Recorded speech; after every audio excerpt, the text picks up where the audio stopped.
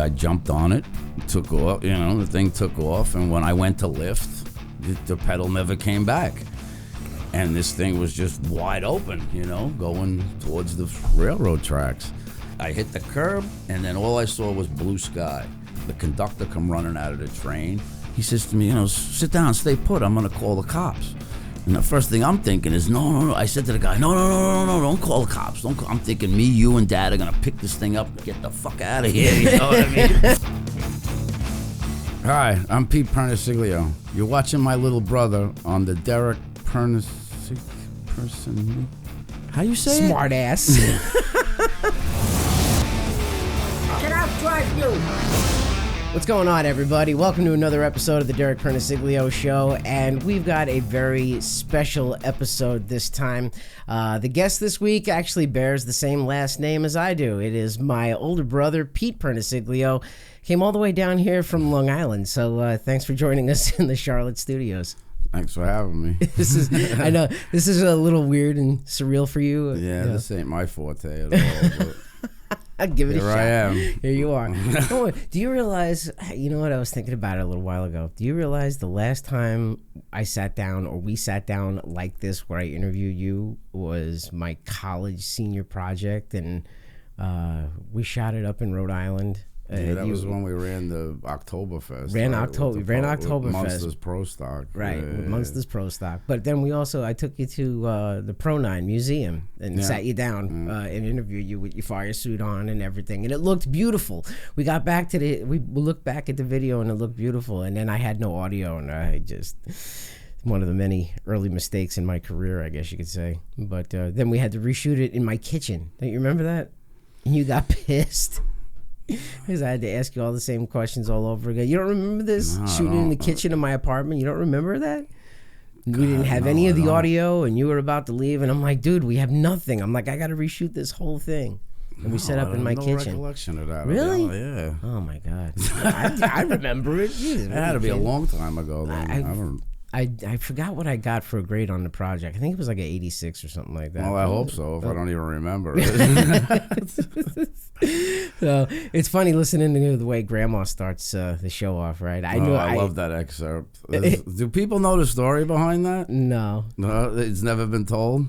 Well, I mean, I always say at the top of the show, that's my grandma, and she can outdrive you, and something like that. You gotta let me tell the story. All right, go ahead. That's why we're here. We're here for stories. So go ahead. Our grandmother, God bless her, was 99 years old. Lived a month before her 100th birthday, and she had all her wits about her, all up until about 96, I guess it was. Yeah. And this is when we had to take her license away. That's what the whole argument ensued about. Because she drove until she was 95, right? No, about 96. 96, she was at my house. And she flew everywhere. She flew, that's a whole nother story. But she was at my house, and she left, and I get a phone call about 20 minutes later. Peter, it's Grandma. Yeah. Yeah, what's up, Grandma? I think I hit a curb, and my car's making this weird noise. Can you come over and take a look at it? All right, Grandma, I'll be over there in like 20 minutes or whatever. So I figure she whacked the curb, bent the wheel. I'm going to go over there, change the tire, and I'm going to go home, So I called Dad to see what he's doing. I says, hey, Grandma just called. Want to take a ride over there? She hit a curb or something, messed up the car. He says, well, I'm over here in Islip. I'll stop by and look and see what happened or whatever. I said, well, I'm on my way anyway. So I guess about 10 minutes later, I get a call. He says, hey, must have been some curb, right? And I said, why? He goes, where do you see this car? So, all right, he says, I'll send you some pictures. So next thing you know, 2 minutes later, my text going off, and I look at the pictures. The front end is destroyed. The windows are blown out of the thing. Quarter panel was ripped off, right? The roof was buckled, right? The roof was even buckled. He said, I couldn't believe it, right? So I get there, and we're both looking at each other, and I'm looking at the car. And the car, Derek, was literally on 3 wheels. The right rear wheel was wedged up into the wheel well. And I said to her, Grandma, how did you drive this car? I mean, it was literally teetering on 3 wheels. She says, I don't know. It was making a weird noise. That's why I called you, So like I said, the roof's buckled, the window's blown out, the side of the car's taken up, just wiped out, you know. So me and Dad are like, well, what the hell did she hit? You know, now all the way there, I'm looking, I don't see nothing. So we put the car in the garage. To hide it? Well, like in a way to hide it, because we didn't know what was going on yet. You know? because hold on, Grandma and Pop-Up had a history of leaving the scene of the accident. Well, that's a whole nother, you know, Pop-Up's another story. There was 2 or 3 incidents with him, the road warrior. But so we put this car in the garage, right? So me and Dad go back and we're backtracking. We're trying to see. We know she had to hit something big, you know, and we couldn't find nothing. I have no idea.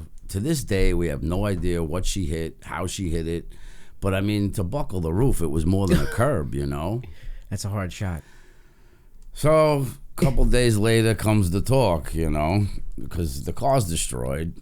We told her that we took it out of the garage to take to the body shop to be fixed. So she thinks it's getting fixed or whatever. So Dad sits her down and has the discussion, you know, listen, you can't drive anymore.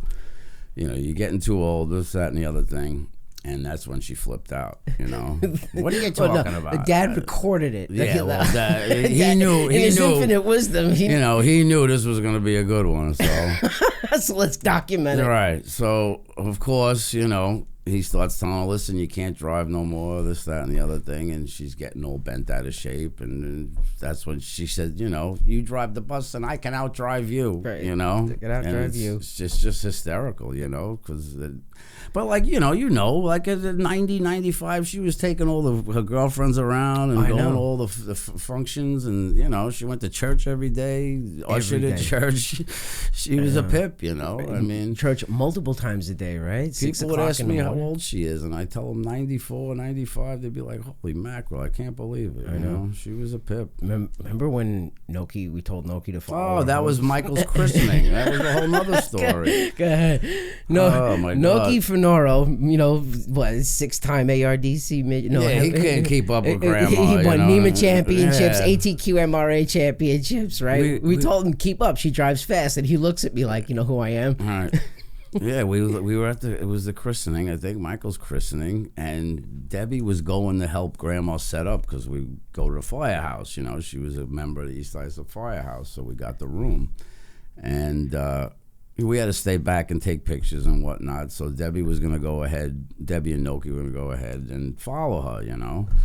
So when I got to the firehouse, finally, for the party, I said, hey, how was your ride? He goes, holy shit. He says to me, he goes, she should drive the midget, you know. I said, I told you, she's a pip, you know. You know, there were many times I was a passenger in the car. She scared the shit out of me. You know, she was unbelievable. But and her little Hyundai Elantra, boy, she rip all around. but she could drive. She drove a bus for years. Exactly, remember? I get it. So you know, the Elantra was nothing. Nothing for Grandma. And Grandma stood what, a grand total of what, 4'11"? Yeah, at the most. You know, up against the steering wheel. She drove like this all the time with her hands like this. You know? And all you could see was the sunglasses and over the top of the steering wheel. But you guys put the car in the garage because you didn't want to get busted for leaving the scene of an accident, or this was for the second time. We didn't know what she hit. We didn't know how she did it. You know, and of course after Pop-Up's incident where the troopers show up at the house, you know, that's a whole nother story. Go ahead, tell it. Well, which story? There's that, and then there's the Road Warrior incident where he's blasting the Volkswagen Beetle. All right, let's start with leaving the scene of an accident.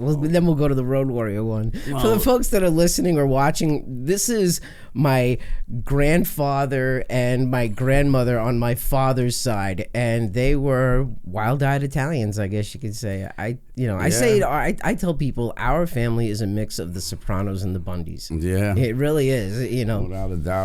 But Pop-Up, that happened on the Southern State Parkway? Yeah, Southern State or the Heckscher Park. All I know is they were getting off. Everybody was getting off the exit, and somehow it was a little bump, a fender bender or whatever. Somebody checked up, and 3 or 4 cars, you know, banged each other or whatever.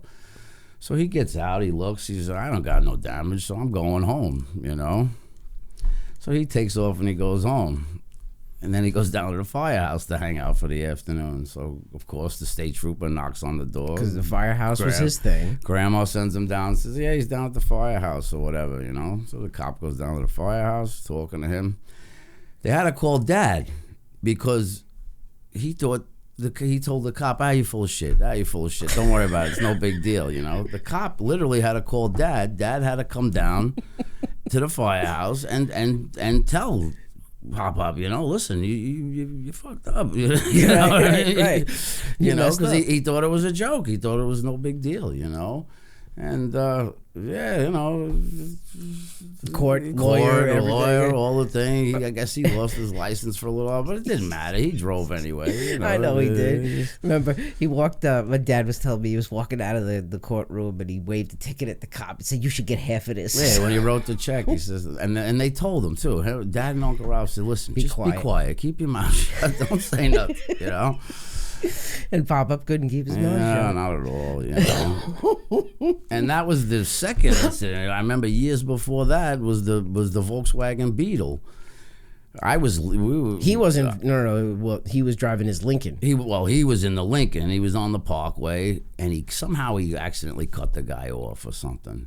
And wait, let's set it up. They were on their way to our aunt and uncle's for a holiday dinner. Yeah, some function. I don't remember. Yeah. Like I said, I was small. You were probably even smaller at the time, but we were going somewhere, and Grandma comes in and she's white as a ghost, you know, and we're all like, "What's the matter?" She says, "Oh, you won't believe what he did," right? So. Somehow he's on the highway and he cuts this guy off in a Volkswagen Beetle. Now, granted, like you said, he's driving this big Lincoln Continental, Mark right? V, right? Typical Italian friggin', you know, it was boat, a silver. You know? It was a silver car with red leather interior, and it had the side skirts over the rear wheels. So somehow, I guess he cut the guy off. So the guy comes by, flips him the bird. You know, he says, well, you know, I cut the guy off, whatever.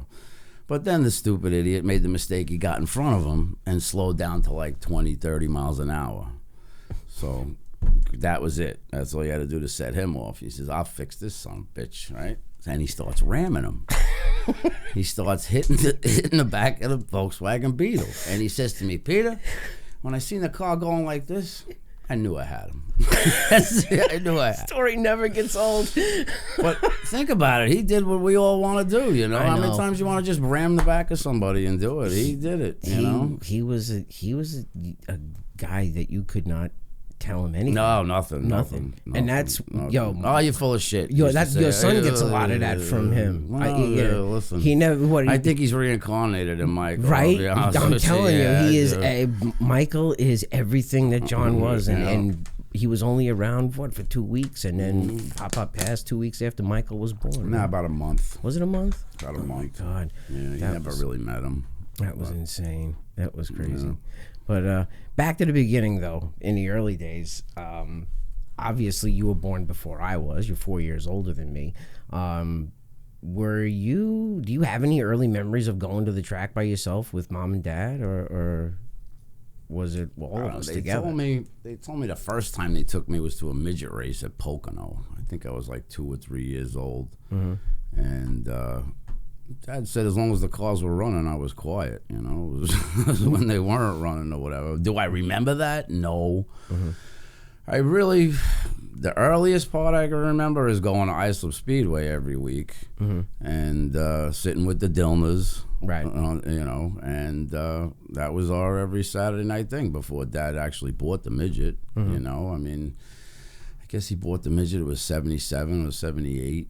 You know, from George Schmall. Schmall, right? Yep, guy in St. James. And you know the funny thing is, I remember the car coming home that day. I have scattered memories of the car. I was remember little. A little bit of it too. A little bit, you know. I do remember. There's pictures of you standing next to it when it was just a metallic zero. Well, right? we got it. It was kind of in pieces, and you know, don't forget that car. It wasn't like a. Oh, it was old. It was right. It was a handbrake on it, you know. I mean, I know it wasn't. It was in pieces, and the tail tank was actually a shell that went over the tank that was in it. Right. So when he got it home, he just kind of started putting all the pieces together and just to look at it in one piece, you know. But I do remember that. That I remember. Do Do you remember going to the first race at Wall Stadium? Yeah, I do. I remember that. I do, but just scattered memories. I remember that towing in the Mercury. He had that Mercury, four-door Mercury. Whose car was that? That was Grandma's. That was Grandma's, formerly Grandma's car. Okay. Because I looked at the pictures. I had no idea who, because everybody's towing it with a truck, and here we are towing it with a Mercury. With a car. Four-door Mercury. Yeah, it was. And I'm trying to remember the day because they went out in warm-ups and something broke, and they broke the in and out box, the shifter handle on the in and out box. Is that what it was? It snapped right off, something. And I think they only that day was only a practice and a feature, or I don't know, like me and you were young. We were in the grandstand. I remember there being a race. I do remember that. And they didn't get to run the feature.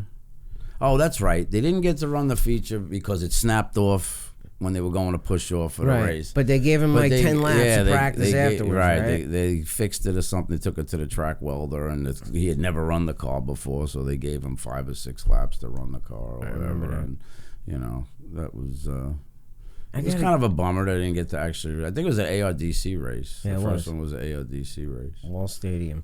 But it was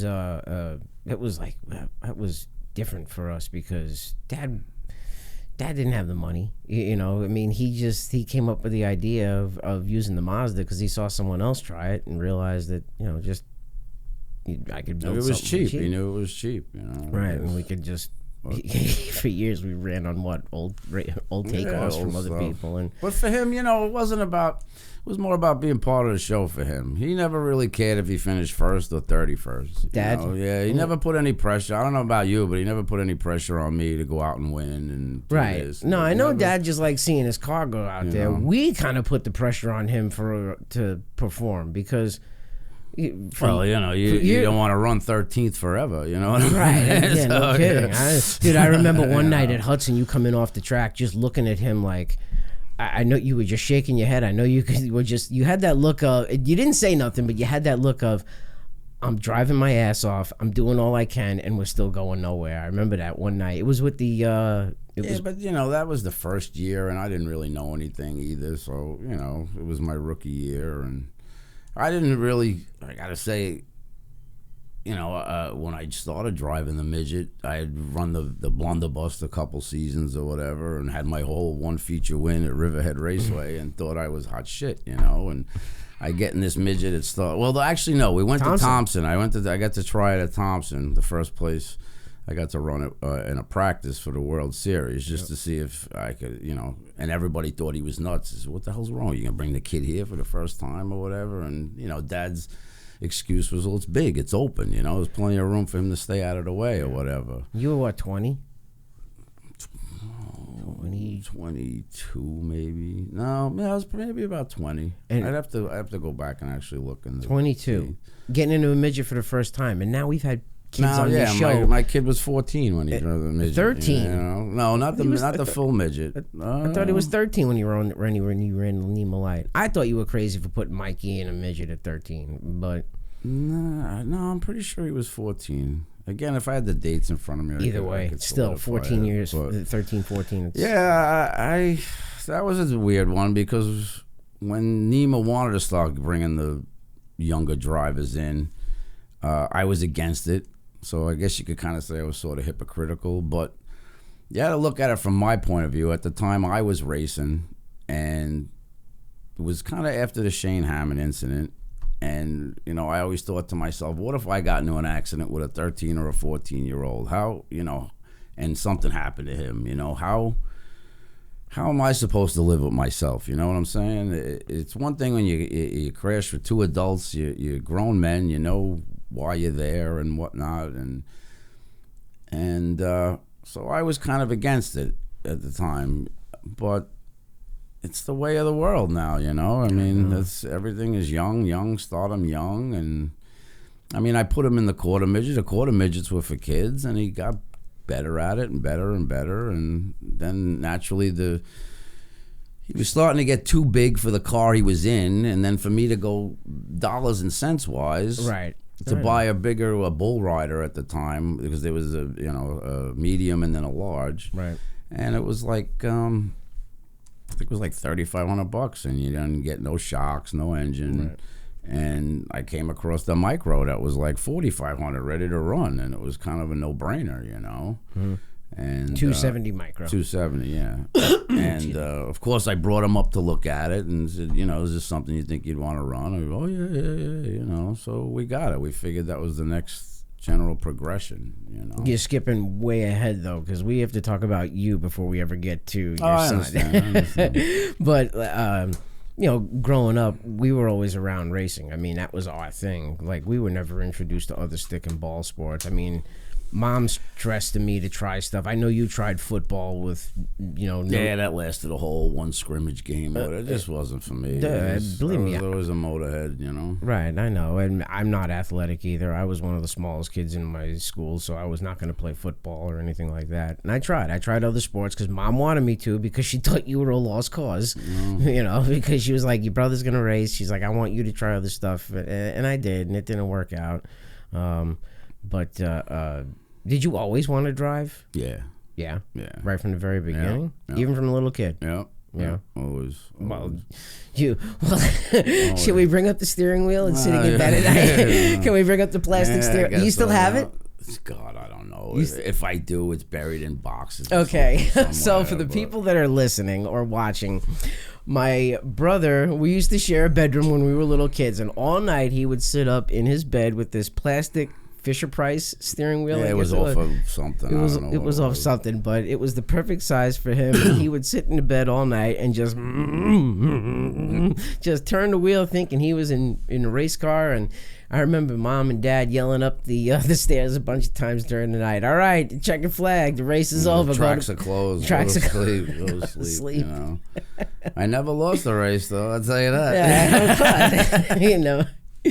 So, well, what did you think? Like, did you? Well, at the time, you gotta remember, it was a different generation, so we didn't know about quarter midgets and go karts and stuff like Dad that. had the midget from when we were young, 7 or 8, and he. I don't want to say kept us in the dark about it, but you know, we didn't really know much that there was racing for us kids, quarter midgets and stuff like that, and you know, we just didn't do it, you know. And I knew when I got old enough, I guess it was 17 or 18, I built the Blunderbus because I wanted to definitely race. We built the Blunderbus. Yeah, you know, me, you, Neil, Dave. Well, that was the second one. The first one I kind of did myself. If you remember, I worked at that machine shop. Yeah, Mayfair machine. Yeah, and I welded in, just took a caddy and cut the roof off it. And yep, I remember. I was there for that. That thing was big and orange. Big and orange. It was free. The paint was free. The paint was free. That was orange. But what was the first year of running the Blunderbus like at Riverhead? And for the people that don't know, that are listening or watching, the Blunderbus division was the entry-level division at Riverhead Raceway. You had old Cadillacs, Impalas, Cordobas, Lincolns, like all big like boats. Man, they had to weigh 4,200 pounds.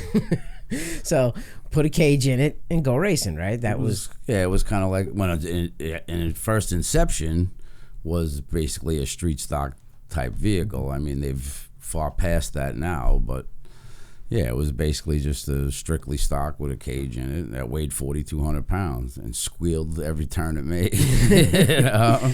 But we started figuring out little tricks what these guys were doing over the years, right? With the Afco cups, and they were putting springs in and Mickey Thompson tires, right? Yeah, I mean, as you progress and do things, you learn what's going on and why you're getting beat. So, you know. Do you think doing it that way was better for you, instead of like going racing with Dad like you are doing with Michael now, for you to learn on your own? I mean, because let's be real here. Dad really wasn't into our racing when we started out because he was doing the midget. You know, very rarely did he come to one of my go-kart races, and you know, when we were going to the track, it was mostly you and me and Neil. Yeah.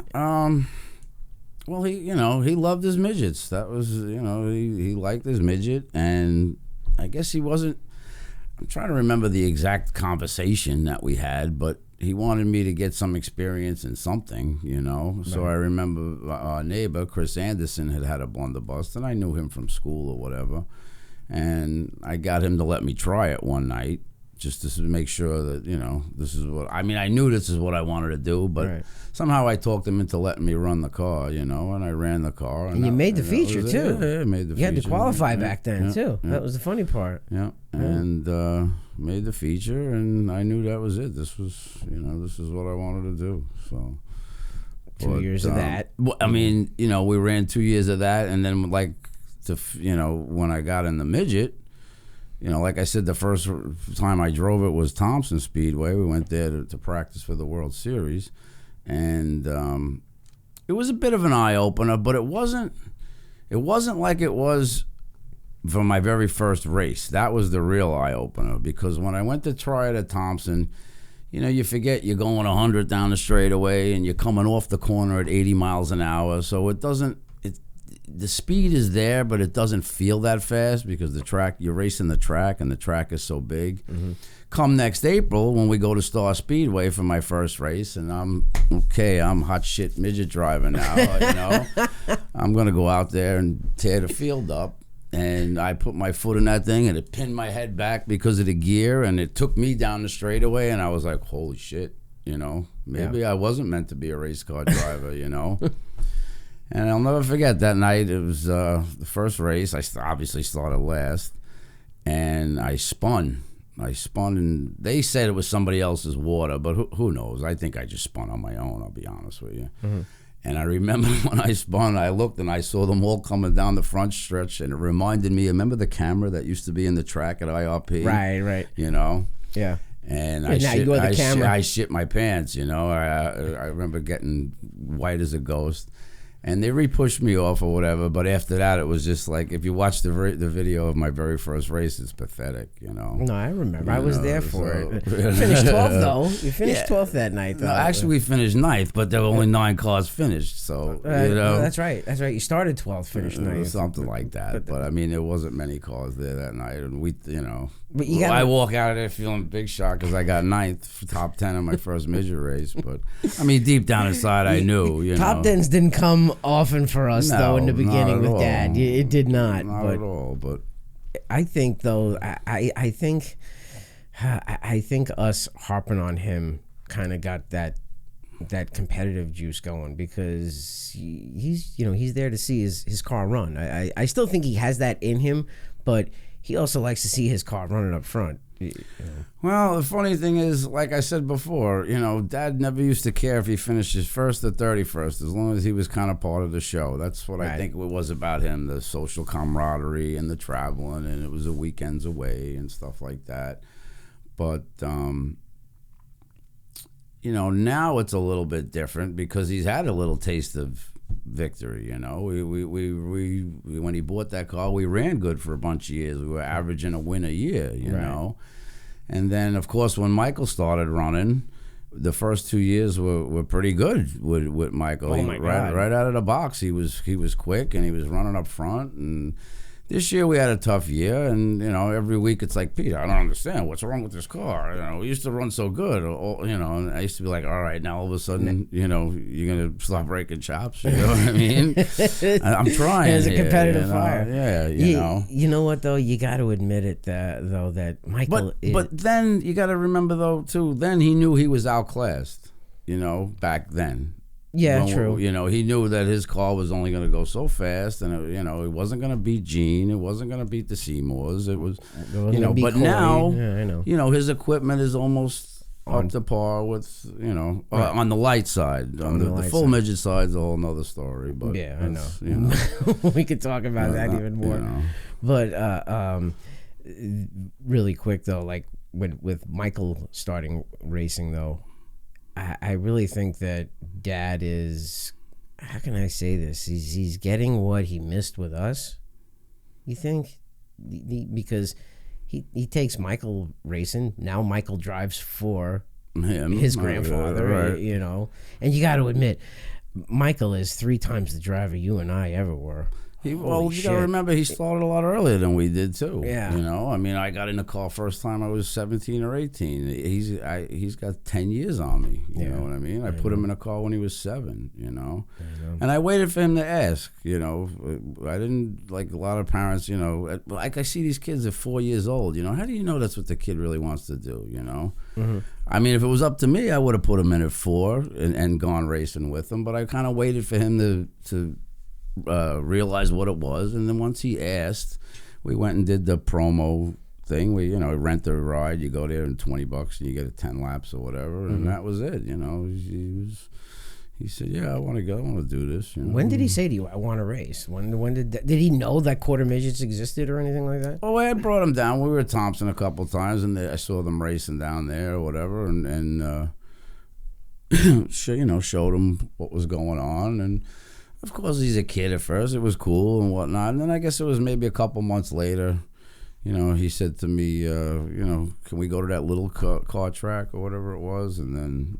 I like I said, they had their promo day, and we did it, and the rest is history, What changes in you when you go from being a driver to seeing your own son hop in a car? I don't have any kids of my own, so I don't know what that feeling is like. Well, with the quarter midget, it was, how can I really put this? The quarter midget, like, I knew it was a kid class. It was what all the kids did, and I wasn't really scared at the time. I don't know. Now is a different story. When he gets in the midget, the nerves are, because doing 130 miles an hour. They were only doing, they were, this first year he was red rookie. I mean, the thing was governed down and everything. Right. He'd probably fall off his bike harder than he would hitting the wall in one of those, Right. But you get into those faster classes, though. Yeah, his progression as he got better. I mean, his rookie year, he did really well. I think he banged off like 6 in a row. He did. And won the USAC Grand National. And won the USAC National. That's something that none of us in our family can brag about, that we won a USAC race. He can at least brag that he won a USAC race. The Eagle sits in the curio cabinet at home. Does he bust your balls about that, or does he like about it? Nah, well, he's I got more wins than you, but you and me know that, we know we know what the you were racing is. 8 cars. I was racing 25. It was a little different. What when was that moment that you really did like get that nervousness that that's my kid in the car? Probably once he started driving the midget. Not the micro? No, the micro I knew wasn't really fast, but he surprised me in the micro. That's when I realized. Right?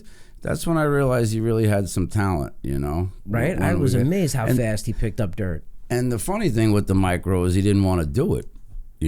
After we had that bad instance down at Milbridge with your cart on the dirt. Dude, you have no idea how bad I wanted to wring his neck for And that then, shit. yeah, but you know what? We screwed him. I'm telling you, it was our fault. That was our fault. I don't know. I can tell you why. All because I remember he's telling me I can't turn the thing. You guys with them outlaw cars got them 45 degrees of caster in it, right? And I remember from when I tried the thing, you get about 4 or 5 laps in it, and then you can't steer it anymore. If you're not used to it. Now, here's the kid, he weighs 80 pounds or something at the time. Right. And you send him out in a setup that's kind of built for somebody that knows what's going on. And he can't steer it, so of course it scared the shit out of him. You know what I mean? That if you don't have control of that car, you're gonna be scared. I get it. And I said to you, that's how those things are set up. Yeah, but we put Dylan in the cart and he went out and won the heat. Yeah, but there's a kid that's run it how many times? I get it, but I wanted to show him that this thing was fast enough to win. But the icing on the cake that weekend was after the race was over, and I remember he was palling around with the Quapple kid, right? So he was over there hanging out, and I went over to see what he was doing. And I remember looking at the kid's cart, and the kid had all that caster in it. And I said to Michael, I'm like, look, he drives the car with all that caster in it, And Travis says to me, he goes, well, that was that was caster in the making, he said to me. I said, what do you mean? He goes, I didn't start him off like that. Those things were straight up when he first started. As he started getting more and more used to it, he goes, it took me a while to do that. And that was it. That just flicked my switch, and I was pissed. And I'm like, God damn it, I knew it. You know, I was mad at you. Mad at me? Yeah, because you wouldn't let me change it. So we had a fast car. So you had a fast car if you had somebody who knew how to drive it. I get it, but you understand my situation. You got I didn't want to start jacking shit around because I knew we were fast. I get it, but if you can't steer the car, you ain't fast. You understand? If his confidence ain't there, you're not fast. I understand that. You know? I understand. I get. So that whole ride, that 700-mile ride home, I was pissed off. I tell you. And I said, you were pissed off. Hey, you don't think about all the money that I spent to have you guys come down and every one of those. Money is irrelevant in racing. All right, I was pissed, man. Oh my God, money is irrelevant. Because you guys came down for a couple of races and every one he gave us a hard time. Yeah, but no, you forget. Like we came down out of 7 of those races, 5 of them rained out. Right. Yeah, you know. Did. And if we would have had those 7 races and knew that ahead of time, yes, I get it. I can understand that. So it was just there was a combination of situations that just made it, and it left a kind of a bad taste in his mouth, you know. And he didn't really want to. I guess he had it in the back of his head that, you know, on dirt, I'm not going to be able to steer it. I'm not going to be able to steer it. So we had the micro for a little while. And even after him telling me, yeah, Dad, buy this car, I want to try it. Then we got it home, and he was like, you know. I'm like, what do you mean, you know? So it sat for a little while. I didn't want to force him to do it or whatever. So finally, I don't know, I guess I want to say it sat for like 6 months, you know. And I said to Dad, I says, you know what? We're going to load this thing up. I want to see this car run. It's been sitting in my garage now. I said, I'm going to drive it, you know. He goes, yeah. I says, yeah. You know, let's go down. We bought it. Let's let somebody race it. You know. So I remember we were loading it up or whatever, and Michael come out of the house and he's like, "What are you doing?" I'm like, "We're going racing tomorrow." He's like, "I'm not driving it." And I said, "All right, no problem. I'm going to drive it. You know." Yeah. I said, "All right." So we go down there. We go down to Greenwood. We take the car out of the trailer. Now, I never started this thing. I haven't even heard it run since we bought it or whatever. You know, after the railroad incident, I'm not starting nothing up on the street. No, we're gonna get to the railroad incident. So we get there, and I get all suited up and whatnot, and I'm gonna race this car. You know, I don't really know nothing about dirt. I ran 2 lousy micro sprint races at Whip City, and you know, I was lost then, so I knew this was just something to go out and going from pavement to dirt is way harder. Right, and that was the other reason why I really liked getting the micro, because I knew it would be easier for him to transition to pavement after sliding around on the dirt. Right. You can take a dirt guy and put him on the pavement. You can't take a pavement guy and put him on the dirt. And I knew that from my own experience, you know, because I ran pavement for how many years, and then I got to go up to Whip City, and I got to try actually an ARDC midget, and then I ran Ronnie Bunn's 1200. It was about the size of a midget with a 1200 bike motor in it. But I mean, down the straightaway, I was fast as hell. But then when I get to the corner, I was okay. How do I slide this thing? You know, I don't really, you know. And I was driving in like pavement and coming off like dirt, but really was nothing spectacular. But yeah, you got to drive it in under throttle. Yeah, right. That's the thing with dirt. Yeah, you can't back off and then, you know, turn. So, you got to drive it in as you turn it. So we get there, and I get suited up and whatnot, and I said to Dad, I'm going to at least fly this thing up in the pits and make sure it's, you know, I can drive it, or I don't know how easy or how you fire it or nothing, you know. So I got in it, and we got somebody with a quad, and they pushed me off. Michael was in the motorhome. He was kind of hiding in the motorhome, you know.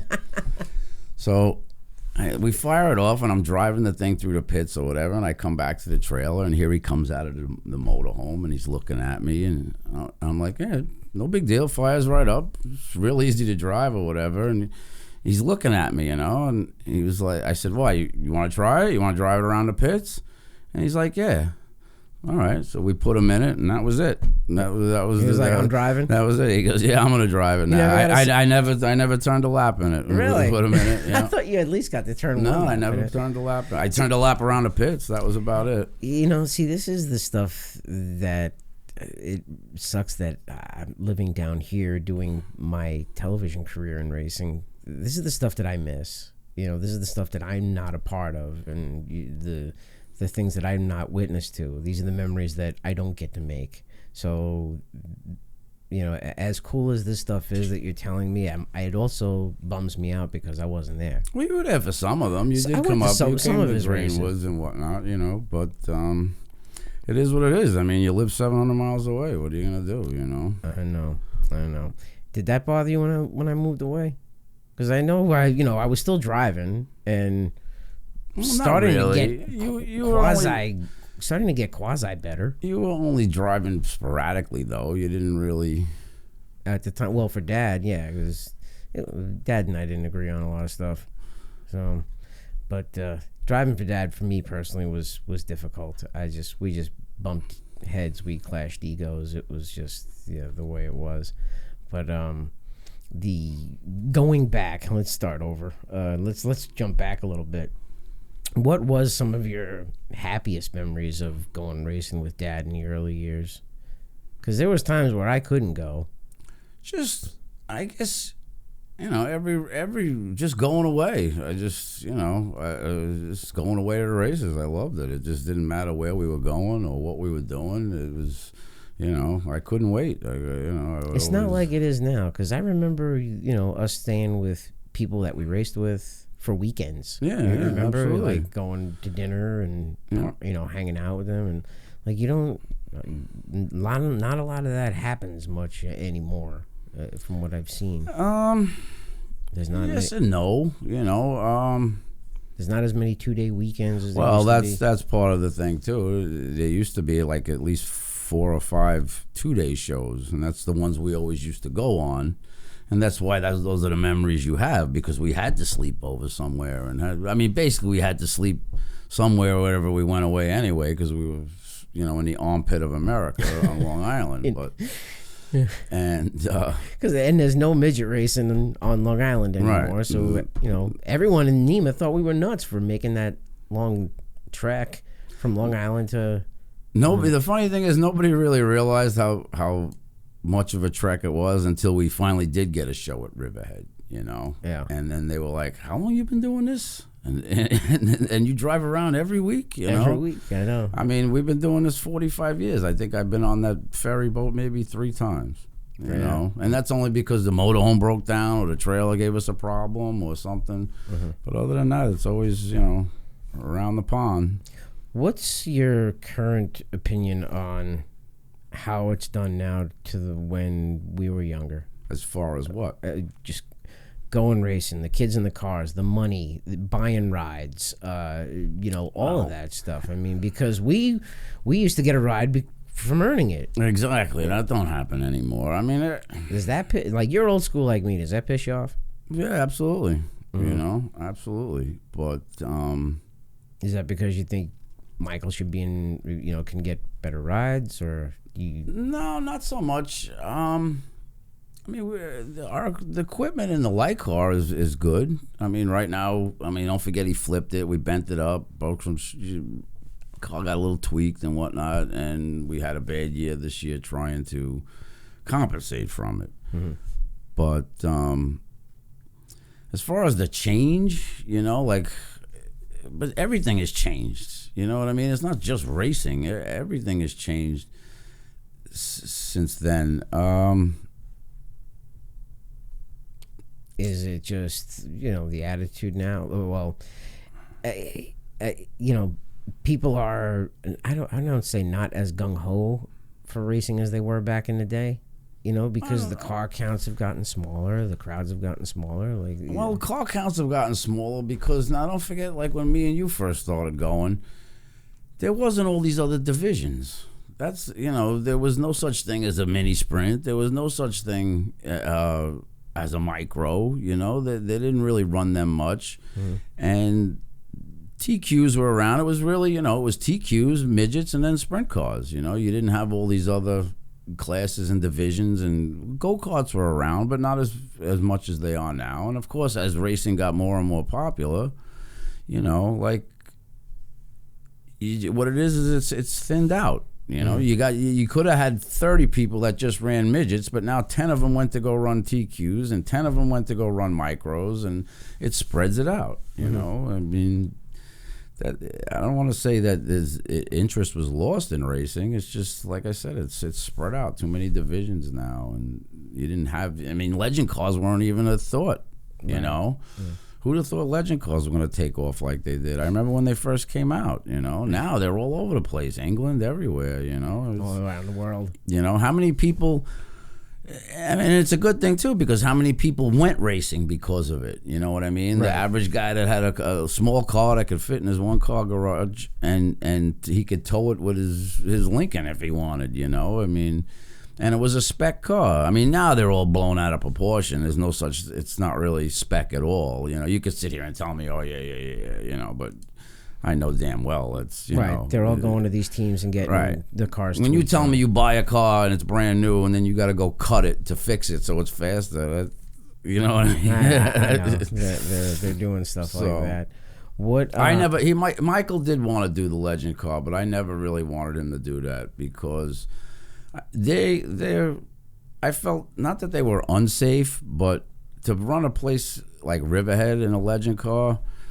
I mean, they're fast. They're fast. They're real fast there, and they really should be on tight. I guess quarter mile. Even Riverhead's a quarter mile, but they're fast. They're still fast. No, I know what you mean. And I just felt like the fronts weren't.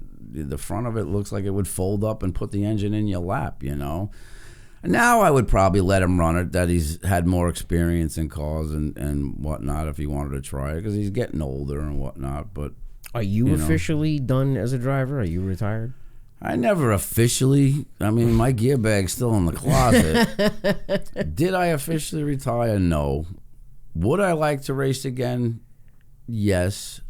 But right now, I'm having more fun watching my son, and Joey Payne was the one that told me when I bought the quarter midget, he says, you're not going to care if you race again. He says, you mark my words, Joey said that? He says, once this kid gets in this car, you're not going to give a shit whether you turn another lap. And he was right, because once I watched the kid, I mean, I would still like to race, right? But for me to race and him to race, I take away from his program because I need to be watching. I need to be on top of things. I need to see what's going on, and you need to get him working on the cars more. Well, what you need to true do too. But that's another thing the kids don't do enough of. I mean, when you and I grew up, we were in the garage working on the cars, and yeah, but you were even bad at that. You were farting around or whatever it was you were doing. Yeah, because I was the PR for the team. Give me a phone. I'll call Neil. He'll back me up. Yeah, I know. I know. Dude, and I still learned a lot. You learned a lot. I learned a lot. I was a pain in the ass little brother. Yes, but even it took really once you started racing on your own and realized you had to fix it or it wasn't going to get fixed. Yeah, I know. Is when I buckled down. Right. I get it. Yeah, but it clicked in me. It doesn't today with some of them. Well, all right, but still, when did it click in you? You were still 15. I don't know if it was that old. I was like 15. Yeah. I don't know. I'd have to say a little older than that, because when you first started running West Hampton, I was wrenching on the thing. Well, wait a minute. Hold on. I was wrenching on it because you were usually hungover in the driver's seat because you were partying the night before at River.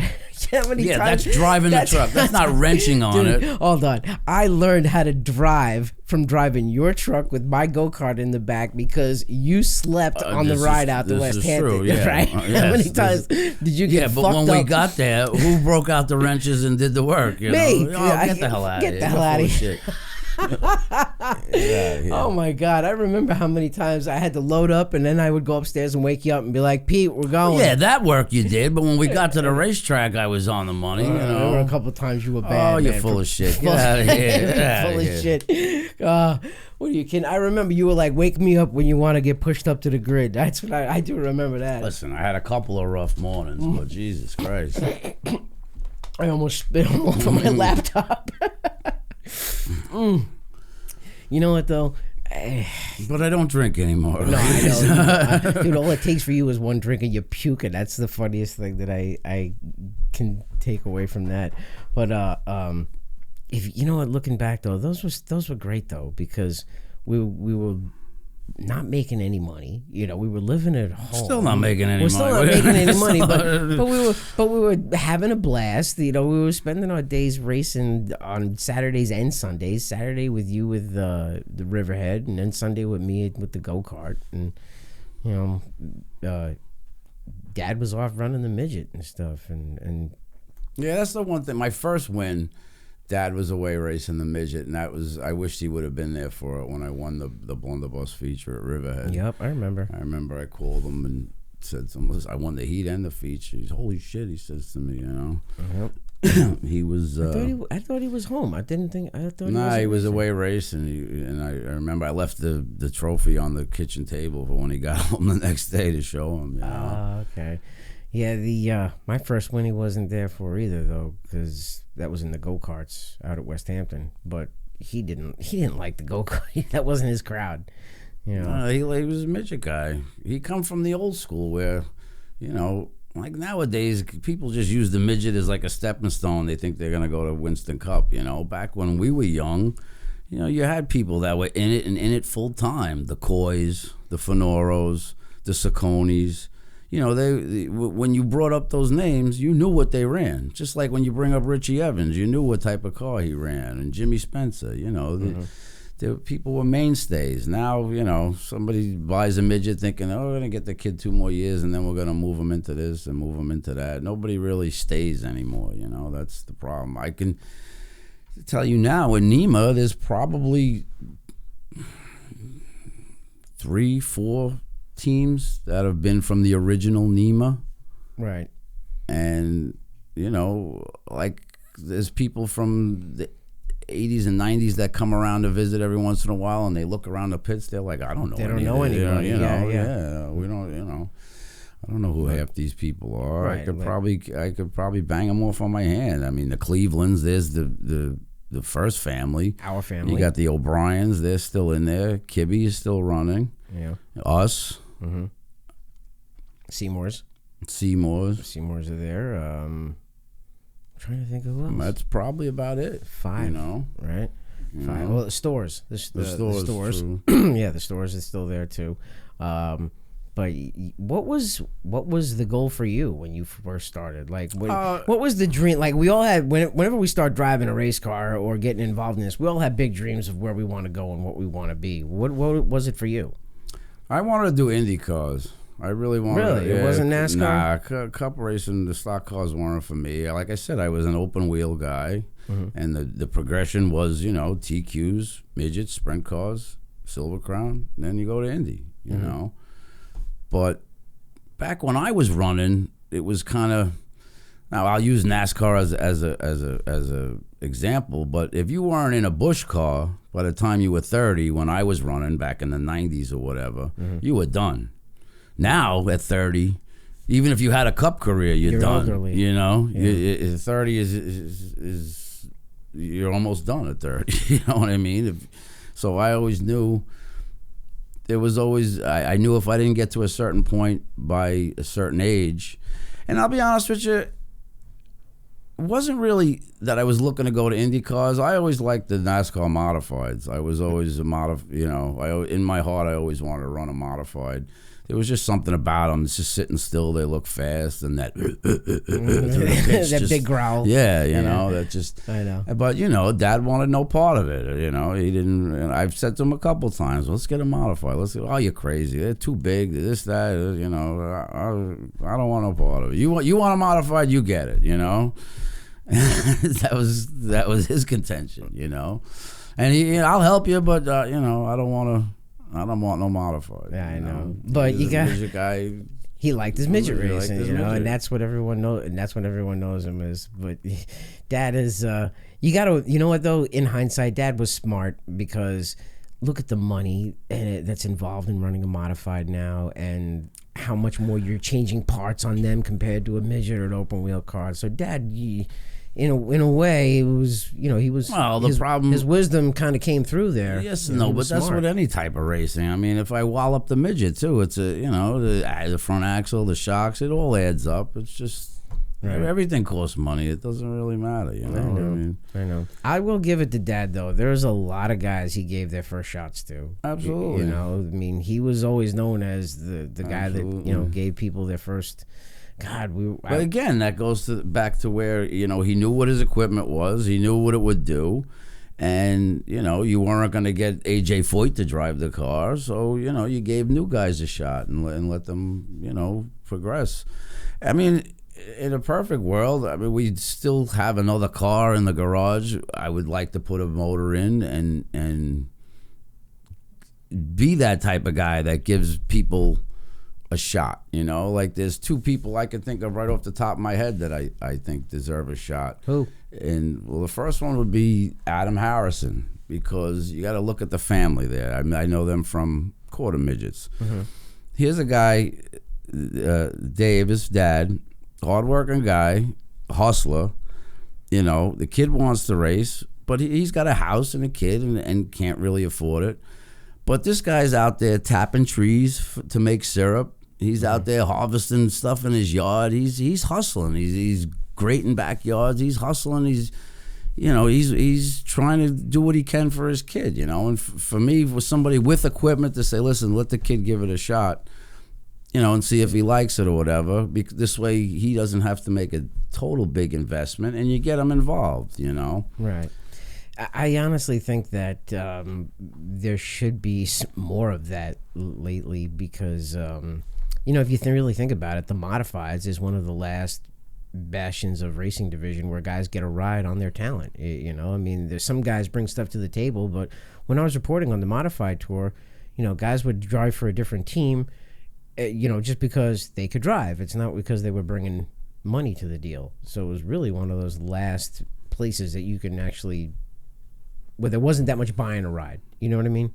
In the modified, you're saying? Well, how many guys do you know that bought modified rides? Well, look at Joey Payne. Joey Payne tried for years to get no modified. He had no, they want money. They were, I hear you. Everybody wants money nowadays. It's not nowadays. One person that has a hard time, I think, accepting that is Nicky Finoro. He comes from a time where, you got called for your talent, and you got paid for what you did, and, the way racing is now, I think just has him totally turned off to it. There was a guy, you want me to race your car, you're going to pay me, and right. And that's a guy that money motivated him, right. I remember being with him at Oswego one time. Noki raced to eat. And it supplemented his income. Right. He worked for a living, but it supplemented his income. And I remember we were getting ready to push him out. I think it was Oswego for a race. And somebody said to him, hey, Noke, there's lap money on the line, right? It pops up, right? You get that out of him. So, and I shit you not, Derek, that green come out. That some bitch went on the outside. Bang, bang, bang, bang, bang. I think he was leading by the backstretch. You know what I mean? There was money to be had. He was going to go get it. He was unbelievable. Chris Romano put it best. He said that Noki had an uncanny ability to know where the car in front of him was going to be when he passed him. I will say the most amazing thing I ever saw him do, and I followed him a lot, trust me. We were at Flemington one time, and I guess I started mid-pack, and the green went down, and we went through 1 and 2, and we go coming out of 2. There's no straightaway there, but you're going down the backstretch. Right. He come around the outside of me. I seen him turn left. I saw the whole left side of the car, shot between 2 cars. He turned right. I saw the right side of the car, shot between another 2 cars, and then he whacked off 2 more before he got to turn 3.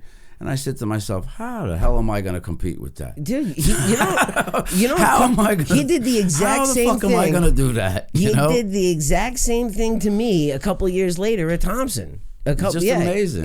He was in Scally's car and he did the same thing. I thought I was actually going to beat him. I was like, holy cow, he went in the corner and then just... The things you learn following those guys. Him, Drew, Russell, they were the Jedi Masters, man. That was it, Right? I'm telling you. God bless Drew, too. They were unreal, They just...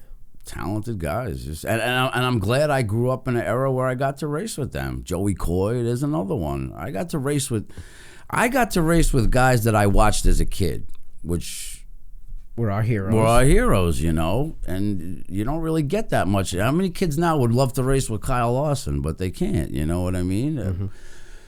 And these guys were who I looked up to every week in and week out. And then when I finally got to race with them and beat them at times, it was very satisfying, you know? What was that like for you, giving Dad his first win as a car owner? I mean, we were all there, but I never really actually asked you, like, what was that like for you? What was... That was a surreal moment. I mean, each win is special to me for certain reasons. I mean, granted, I only have 3. You know, 4. I mean, it's not you count the Blunderbus, but big deal for you in 40-something years of racing. I got 3, but you know, each one of them were different. Like obviously the first one was real surreal because we were racing for so many years, never ran up front, and here he bought this killer car and whatever, and you know, 5 races into it, we won. You know, so we went from being the schmoes to running up heroes. front. We beat Drew and Gene that night. I remember. That 5 races. That's what it was, right? 5 races. About 5 races in. Once we bought a decent car. What'd that do for your head? Does that give you like all the confidence? Like you're the man. Like not all the confidence, but I knew at least the progress was in place. Okay. You know, the progress was in place. We finally got to win after 25 years of running. I mean, Dad was 25. I guess at that point I was maybe 10 into it or whatever. But what do you take away from that day? Because I mean, obviously it's on video. We have it on video, but you know, seeing the old man running down the track with his jeans, his cut-off jeans falling off his ass. You know, and he said it. He said that moment in time, it made every toll he paid, every mile he drove, made it all worth it. You know, I mean, and thank God, I'm almost glad he didn't win until I started driving because it was more surreal that I got to drive he got his first win with me in the car, and you were on the track at the time, and it was cool. It was just it was surreal. We were all together at the time, and. You know what really sucks? Out of all of the wins that our family has had over the years, that's the only one I've been there for. Mm-hmm. That's the only one. Because that happened, what, 99? 99. And 2000, I was off in... Actually, no. In 99, I was in college in Rhode Island. So I was already off Long Island. But out of all of the years, and here we are, what, 20-something, 20 years being, competitive. But... that was the only win that I was there for. I was never there for any of Michael's wins, and bummed about that. And believe me, I love to see, or would have loved to have seen some of those wins. But coming away from that, what do you think now with your son driving for our dad? Is it surreal for you, or? No, I mean, it was kind of you knew that was the next progression. I mean, he already had equipment and we all had everything. So, I mean, that was naturally the next progression for Michael to run the light car, when Michael was first born, did you think, he's going to drive race cars one day, or?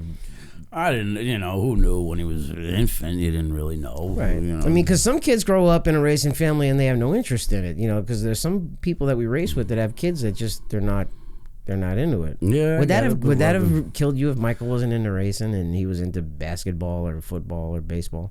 Not killed me. I mean, you got to follow what your kids do. I got to set aside the fact that this is what I like to do. If this is what he likes to do, then I got to, that's my son. I have to follow with what he does. Luckily, he played soccer for a little while, and at first he liked it or whatever, but then it just wasn't for him.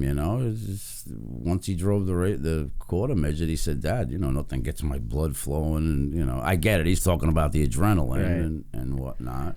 What do you want most from Michael as far as his racing career goes?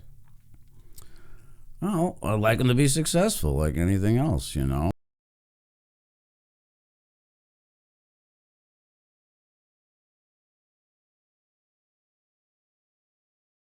run-ins and problems, and he just had a bad season. That was it, and hopefully next year will be better, and we finally get him that first win, Mm-hmm.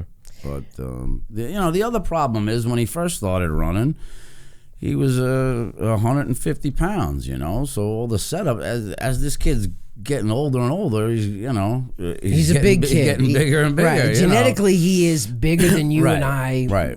Yes, he's a big bone kid. He's taller than us too, and just he's almost 6 feet. The long and short of it is the car that we have for him now, he probably is a little too big for. But right now, money is what it is. That's what we got, and that's what he's gonna have to race.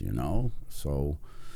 Does that frustrate you, or does it give you motivation to work on stuff harder and figure out new stuff? Or, well, of course, it motivates you to try and get it faster because this is what I got. This is what I got to make work. I don't have the money to just go out and buy a new beast car or anything like that. So, I got to work with what I got. Like now, the idea is to take the steering box out of it and put a rack in it and see.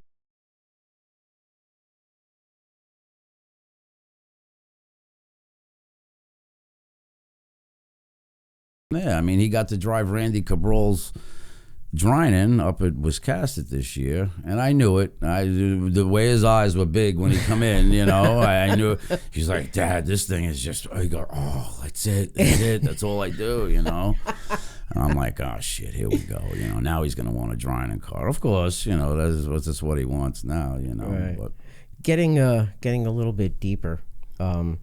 What's one thing that you want Michael to remember about you after you're gone? Because we lost Mom in 2021. Dad's going to be 80 years old this year. Obviously, none of us are going to live forever. I still carry Mom around my neck every day. I don't know if you do too. Yeah. Do you? Right, yeah. Mom's ashes. Mom's death hit me hard. I don't know about you, but still, it's hard for me. Does the phone still go off at 1:20 every Sunday? Sunday. You really? Yeah, set an alarm every Sunday. You set an alarm every Sunday. Is it a Queen song? Yeah. Mom loved Queen.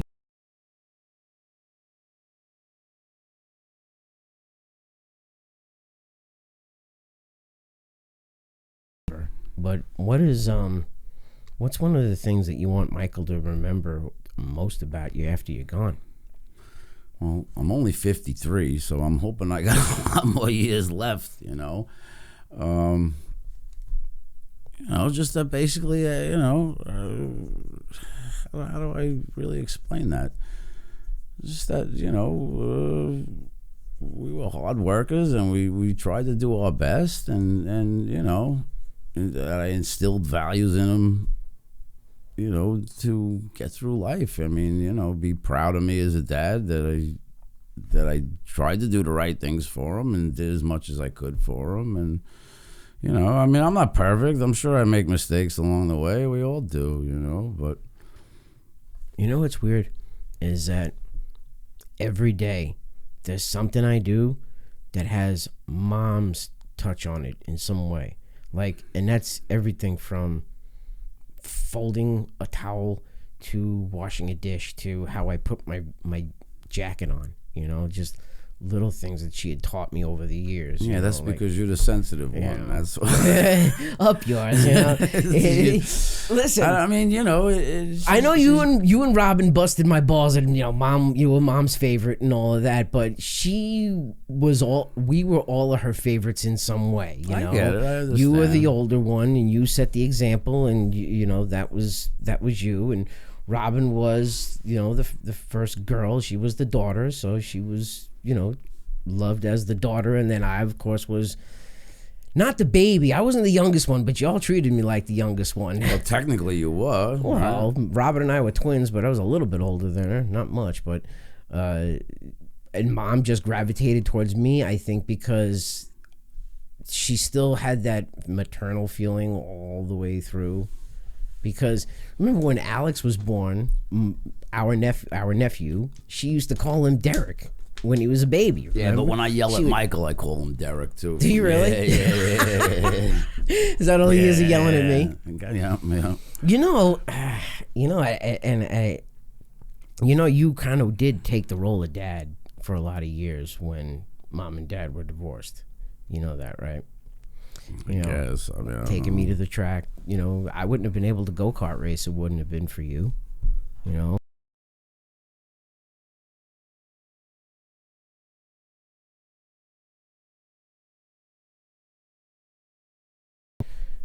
You were home. You were the oldest male figure in the house. So in a way, you kind of took on that role. So it was a lot of ways that you were also more a dad than as well as a big brother to me. And that's not taking anything away from dad. Dad's great. But there was a lot of times of growing up when mom and dad were separated, where dad wasn't living there, and I would have to go to you for stuff. So thank you. I appreciate that.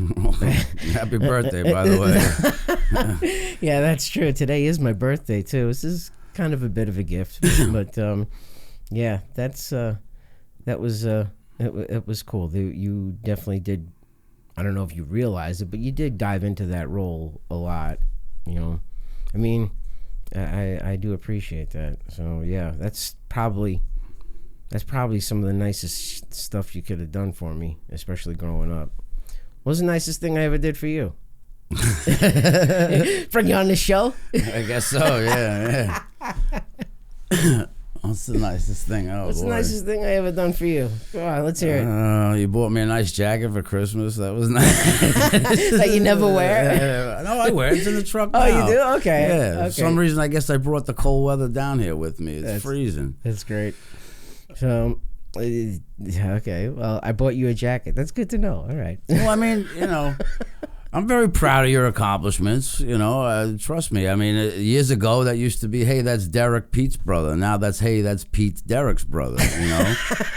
And that doesn't bother me at all. I'm actually proud of that, what you've accomplished, and I'm proud to show people that when they ask me, well, what's your brother? He's on TV. He's a pit reporter. Just check it out. Didn't Michael get in trouble because they thought he was lying or fibbing or something like that? The teacher had to call Angela, saying that my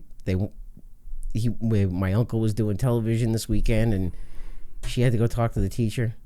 No, I don't remember that. He might have just been telling you a story or something. Just kids, they make up stories. All right. No, it was Angela that was telling me it. So she had to go tell the teacher. Yeah, my brother-in-law is reporter on TV, because she thought he was telling tall tales or something in school. I don't really remember now. It was something like that. But yeah, I know my career took a really weird turn because just like you, I had dreams of being a race car driver for a living, or actually it was television. I love television too, because when I saw Thursday Night Thunder for the first time, I was like, wow, this is our type of racing and it's on television. I want to do this. And I love driving a race car, but I also realized early on, being some kid from New York, that I wasn't gonna, you had to have a lot of money to go racing. So I thought I could make a living in television. Well, you always had the gift of gab. You're always bullshitting with somebody or talking to this, and you always had that instilled. Yeah, because I've heard your commentary on your Facebook Lives. Yeah. So, Which I gotta fill the listeners and the viewers in. For those that are friends with my brother on Facebook, go to some of his Facebook Lives and listen to his commentary while his son is driving a race car, because it is just F-bomb and screw you, and yeah, well, it is the complete opposite of what I am. Yeah, there's no there's no filter, holes barred when that comes. I guess it was once he goes on the track, I'm in kill mode. You are definitely your claws are out. I went after a couple people this year already. To be honest with you, it was. I'm watching, like I saw him get pulled dirty times a couple times this year, and they don't think I'm watching, but I'm watching like a hawk. There was an accident at the end of the race this year, and the car had plugged up the exit to the racetrack up at Hudson, and all the cars were stopped on the track. So everybody was around the where the car had crashed at the pit gate. and all the drivers were still out on the racetrack, you know. So I knew that I'm not going to get them with a crowd in the pits. I went out the other exit and chased them out on a racetrack and let them know I wasn't too happy before they even got back on the track, you know. So you're pulling Bowman Gray stuff and running out on the track. Not so much Bowman Gray, but, you know, I let them know, you know, listen, I'm watching and I'm not happy, you know. But it happens. It's racing. It's done and over with, you know. Would you feel differently if that was not your kid in the car? Like if it was, you know, someone else driving? Probably I wouldn't get as irate, but because it's the fact it's my kid, you know. Mm-hmm. And you know. What going back, what was that first year of fatherhood like for you? Because I remember when you guys called me and told me, you know, you guys are going to have a baby. I was like, holy cow, I'm going to be an uncle. You know, what was that first year, you know, having Michael like? I mean, were you sitting there with daydreams of going racing with your kid, or? No, I mean, at that point, you don't know what's going to happen or where life's going to take you or whatever. I mean, of course, you'd like the kid to go racing and stuff with you. You'd like him to be involved in what you are. But at that point, there was the unknown. You know, you didn't know what he was going to like, what he was going to do. You know, it was all unknown. Being a father hurt me as a driver, though, I will say. I was just going to ask you that. Because it always was, you know, like, what if something happened to me in a race car? I'm not making a living at it. I'm a weekend warrior, and you know, if I got hurt in a race car trying to have fun, now this kid's gonna grow up without a father, you know, and it messed with me at my head for a little bit. It was tough to do. I will say the one time that I flipped the car at Waterford, he was only about a year old, and out of the bolt broke in the front, and the front end was slapping all around, and I'm trying to get a hold of the thing, and before I know it, it's on the heavy side, and it's barrel rolling down into turn 3 at Waterford, you know.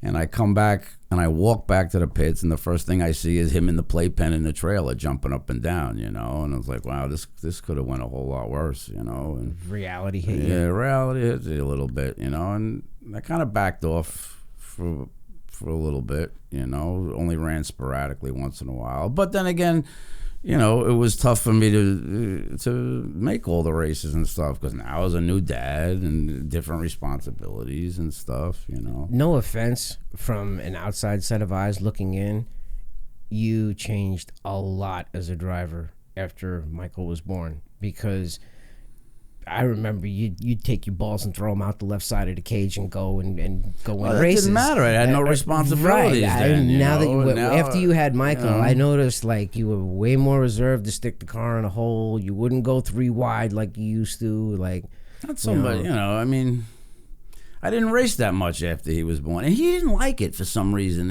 I used to get a weird aura out of that too, because there was times when I would be getting suited up to go, and he'd be, Dad, I don't want you to race today. Don't race today. Please, just hang out with me in the grandstands, you know, and it would rip my heart out, you know. There was a couple times I ended up caving and be like, all right, you know, and I'd get somebody else to drive the car, you know. Really? There was a couple times I did that, yeah. It just, like I said, it was hard for me to separate the two. What did you think? Just like something bad was going to happen? You don't know, you know, like, you know, is it a sign from somebody that this kid don't want me to, you know? Most kids will, yeah, Dad, go, you know, and cheer me on. And even to this day, it wasn't, the very last race I ran was up at Lee, and he was even still, I guess he was about 12 or 13. It was before he started racing the dirt car or whatever, and he was driving. He was pushing me on the quad, you know, up to the track, and we were all lined up. And he come over to the car, and he says to me, he says, all right, look, see all these cars? You ain't gonna beat them. He says, you ain't gonna beat them. So just chill out in the back and just ride around and be careful, all right? And I knew there was a certain insecurity there with him, you know, and also the honesty of a child, you know, sometimes is uncanny. It really is. You know, I'll give you a funny. But now he's opposite. Like, he started last in a race this past season, And I said to him, I said, listen, just bring the thing back in one piece. You start in 18th. You're not going to go to the front and win the thing. He says to me, you don't know that. I said, all right, forget it. Do what you got to do. You know what I mean? Just. How did he do? He did all right. How did we do that day? I don't remember. It was this year, but probably not. We had a terrible year. I think we only finished 2 or 3 races this year, so more mechanical. And Michael won Rookie of the Year a couple of years ago. You tried to do it. I tried to do it. We both came up 1 spot short, and Michael. Yeah, he said that to me. He said that to me last weekend. As a matter of fact, he said, it's pretty cool. I got Rookie of the Year. You never get another chance to get that. I said, yeah, I understand. Right. And when I say NEMA, to the people that are listening, it's Northeastern Midget Association. That is the northeastern section of the country that is for open wheel midget racing. But yeah, he won the Rookie of the Year. Yeah, you tried to do it, and so did I. And what do we get? The Youth Determination and Talent Award, which was kind of like the Rookie of the Year runner-up. Right, the Rookie of the Year, it's second place Rookie of the Year, which is the award. We both won the Youth Determination and Talent Award, which was kind of cool. I'll give it. But now we're gonna go back a little bit because we definitely have to touch on the story that you touched on earlier in the show, the train station. You got to tell us the train station story. Well, you were there. You know it. It was the beginning of the season. I guess it was early April. And Dad had just put the car back together. And obviously, it's a midget. What year was this? I don't even remember what year this was. Was it? We're coming up on like 27 or 28 years. So I'm thinking. Wasn't it? I think it was like 96. Right. 96 no, 97 I was already racing the modified. It was even before that. It probably had to be like 94. It was mid-90s. Mid-90s or whatever, okay. Yeah. He had just re-put the engine back together and the whole $300 rebuild that it takes to do the rotary. Which, in my opinion, is phenomenal. The rotary engine is the most economical form of horsepower in auto racing. But he built a new injection, didn't he? He built he built something, right, for the injection? I don't know if it was new. Well, it was a little bit different. But what happened was the throttle linkage, the way he had the linkage, when it was full open, it was past its fulcrum, so it couldn't come back. Oh, so it passed the 180? In other words, and it locked itself, just the way he set the arms or whatever. But, I mean, who knew? I mean, we got there that day.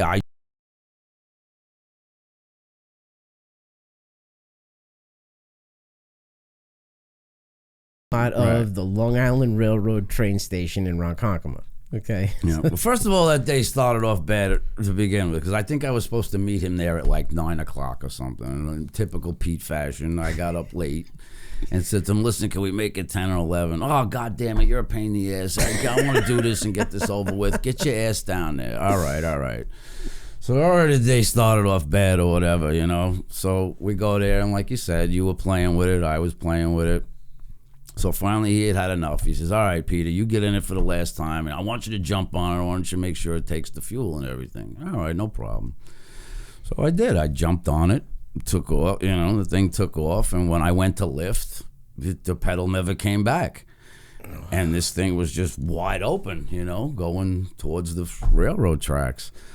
And I remember trying to look for the kill switch. I had just put a new steering wheel on the car, and back then everybody used to put the kill switches on the steering wheels, and I didn't drill a hole in the steering wheel yet to mount the switch. So I had the switch just wire tied up on the roll cage because I figured, when we go back home, I'm going to finish up all the little odds and ends. I didn't think anything was going to happen. So as this thing was stuck wide open and I'm headed for the train tracks, I remember I'm going like this, trying to hit the kill switch, Yeah. And it wasn't shutting off. And that's when I thought to myself, oh shit, I got it up on the cage. That's why. And at that point I knew it was too late, and I was afraid to take my hands off the wheel to reach up and do it, right. So, and I knew I wasn't belted in. I had the belts on, but they were just loose. You know, I had my helmet on, but it wasn't buckled. It was only to keep the rocks out of my eyes and stuff. And I remember when I went to hit the curb, it took off straight because I hit the curb and then all I saw was blue sky. And the minute I just saw blue sky, I knew I was in trouble. And I just remember pushing myself back in the seat because I knew I wasn't seat belted. I pushed on the steering wheel and pinned myself in and tried to take, you know, like the fetal position, you know. And I could hear all sorts of shit going on, crashing and all sorts of stuff or whatever. And I had my eyes closed, so all I'm doing is listening to everything. And once I saw the sky, I was like, uh-oh, and I just closed my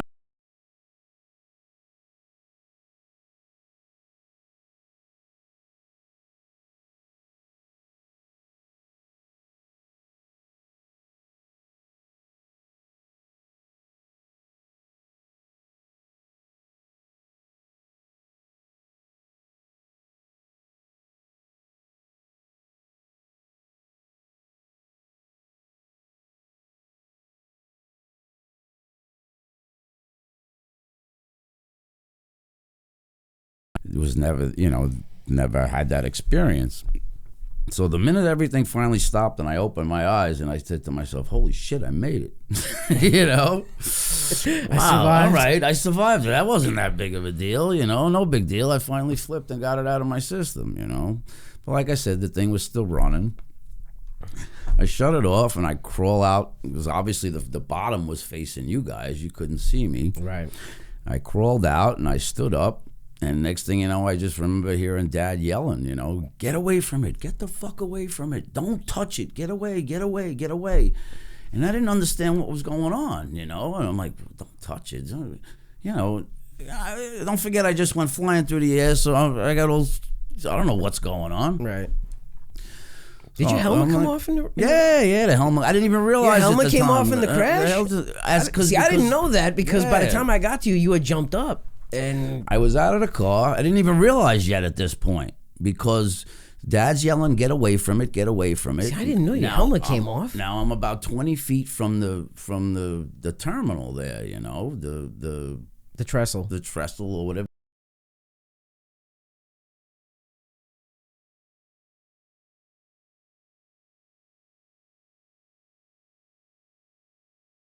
Because Dad was like pointing, go that way, or whatever, you know.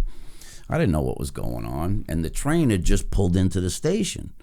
So as I was walking back to get up on the platform, that's the word I'm looking for, sorry, to get up on the platform, the conductor come running out of the train.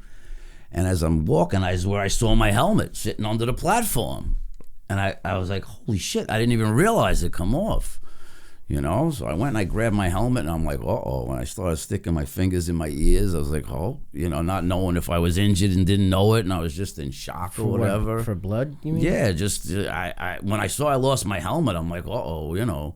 I didn't realize it in the flip, but, you know, once I saw it sitting on the ground, I was like, holy mackerel. I didn't even think about the helmet this whole time. So I climb up on the platform, and the conductor comes over and he says to me, hey, buddy, you all right? You all right? Yeah, I'm all right, man. I'm good. He says to me, you know, sit down, stay put. I'm going to call the cops. And the first thing I'm thinking is, no. I said to the guy, no, don't call the cops. I'm thinking me, you, and Dad are going to pick this thing up and get the fuck out of here. You know what I mean? I'm thinking the three of us are going to just get this thing out of here and go to hell home, you know? And he looks at me and he goes, dude, like that, right?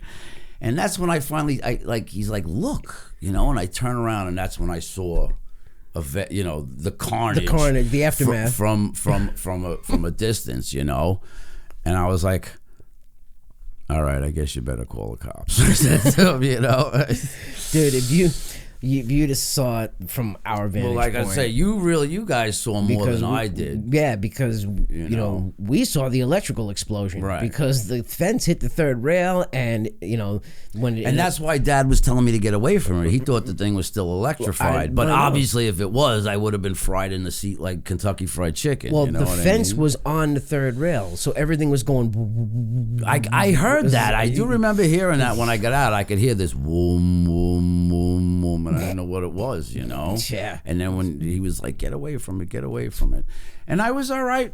I wasn't too shaken up about it. I was more proud of myself that I flipped it and made it through it. And it's when all the people from the MTA showed up and they kept going. The first guy comes down in a suit and he says to the cop, "Where's the victim?" You know, he's looking for the yellow sheet. And the cop says to me, "Sitting over there in the truck," you know. So here comes this guy. I don't know who he is. He's in a suit, one of the executives from the MTA or whatever. He comes over and he looking at me up and down. Says to me, "I'm impressed." He's just, "I'm impressed." So I'm like, okay, you know, and he says to me, he gives me this piece of paper and a pen. He says to me, "I want you to do me a favor. I want you to write down 7 numbers because I'm going to play them in the lottery tonight because you're the luckiest fucking guy that I know," you know. And that's when they started educating on me on what could have happened, you know. That's when he said, "Do you know how much volts are going through that thing? Do you understand what could have happened to you? And now is when they got me all like, you know, herky-jerky and freaked out and whatnot. Dad was freaked out. And I remember Dave Carbosi was there with us, and I remember him saying, it was a hard hit. I must have hit that curb at least 90 or 100. And I remember him saying, he says, "Pete, I think I see parts of the car way over there," right? And you know, Dave was, you know, right, he was like a flower child kind of guy. Right, he's a little hippie-ish. Right. Yeah, you gotta love him. So now I got all this going on, and Dave's telling me he thinks he sees the wheel so far away, like on the other side of the parking lot, on the other side of Hawkins Avenue there, and there's a parking garage now, but there used to be just like this little barber shop or whatever. So he says, "I see something glistening in the light. You know, I'm gonna go look at it." And I'm just like, "Okay, Dave, you do that. You know, I got other issues on your going adventure. on. Right? Yeah, I got other issues going on here." And I'll be damned, he come back with the whole wheel, axle, the whole assembly, right? was I all remember together. that. Yeah. That thing went. I guesstimate how many feet, but if it would have hit somebody, it would have killed them. Yeah, it would have killed them. I do remember that. I guess it was violent. It snapped the axle right off and sent the wheel flying. I saw the car hit and go up, and you actually hit the fence on the fly, which is what pushed it down. But it also, I think it acted like a ramp. That's exactly what it did. It acted like a ramp for you to go off of. But as it hit, the fence hit the third rail, and all the caps that were on the fence just boom, boom, boom, boom, boom, boom, all the way down. And the sparks and... I mean, I heard it was some light show, but I didn't see it from where I was, you know? Yeah, I mean, it was impressive to watch, man. I mean, even Pop-Up showed up, and remember we went back to Ralph and Uncle Ralph and Aunt Gloria's and was like, holy shit, he was almost killed. It's just, yeah. I mean, it wasn't definitely a good day, that's for sure. It was my worst racing career accident ever. It didn't happen on the racetrack, you know. And you got suspended from driving, right? I lost my license for a year. Yeah, I had Why? to go to court because they hit me. I got unregistered and an uninsured vehicle ticket. So I figure, all right, I'm gonna go down and fight this or whatever. It's not a motor vehicle. I didn't have it on the road or whatever. So we went down and I go to court for it, and I explained the story to the judge. The cop is there, and I said to him, you know, listen, it wasn't a bunch of me and my buddies drinking beer, being crazy yahoos. I said, this is a hobby me and my dad do, and, you know, we were down there testing the car because it's a direct drive vehicle. I was trying to explain the whole story to him, you know. So he says, well, you know, not for nothing, you obviously had to drive it there, you know. He says, so you had it on the road? I said, no, we didn't have it on. I said, we brought it there in an enclosed trailer or whatever. And the cop said, yes, there was a trailer there. And I thought to myself, this is gonna save me, you know. So the judge is sitting there and he's rolling his eyes, and I remember playing with his dentures, watching his dentures move, you know. And he's like, well, it's got an internal combustion engine, pneumatic tires, and mechanical components. It's a motor vehicle. You shouldn't have been driving it. Guilty. Great. All right. So much for that. All right. Well, now I figure I'm going to go pay a fine and be done with it, you know. So I go pay the fine, and she says to me, you're going to have to hand in your license. And I said, what are you talking about, hand in my license? She says, yeah, you were found guilty on a no insurance ticket. It wasn't an unregistered, it was a no insurance. The car wasn't insured. The car wasn't insured, so, had no automotive insurance on it. So she said mandatory 365-day suspension of your license in New York State for driving with no insurance. So I was like, ugh. But I do remember she says, and I said, how much was the fine? The fine was like $500.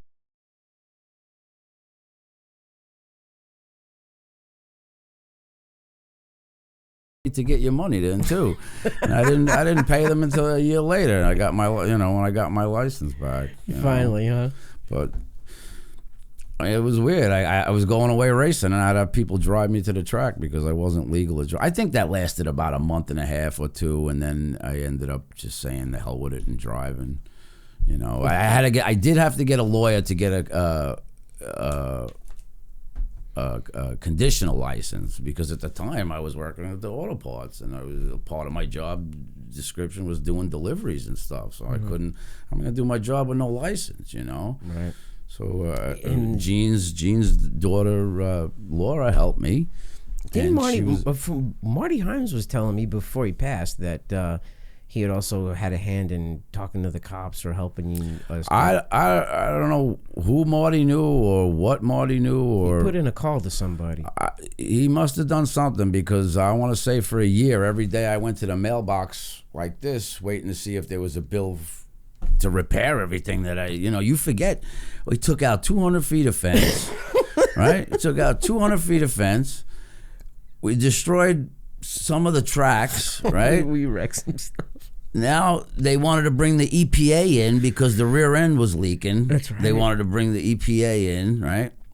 We shut the train down for 4 hours, and on a Sunday afternoon they had to bring a crane down to pick the car up to put it, Because I thought, like I said, when the first guy said, well, let me call the cops, I'm thinking the 3 or 4 of us are going to pick up what's left of this thing and just get out of here, not realizing the severity of the whole situation.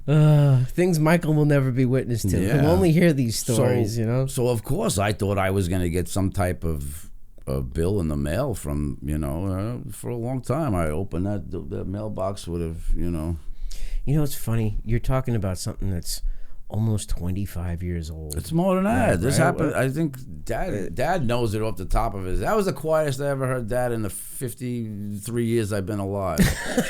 was that week?